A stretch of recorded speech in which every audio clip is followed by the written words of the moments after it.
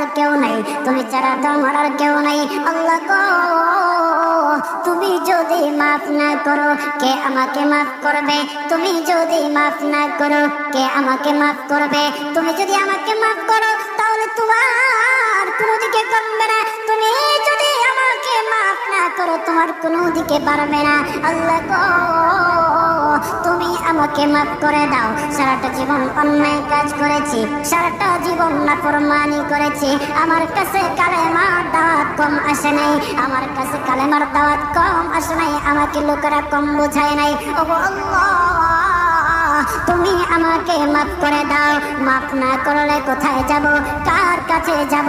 বাবা যখন মারে তখন মার কাছে আশ্রয় নেওয়া যায়, মা যখন প্রহার করে তখন বাবার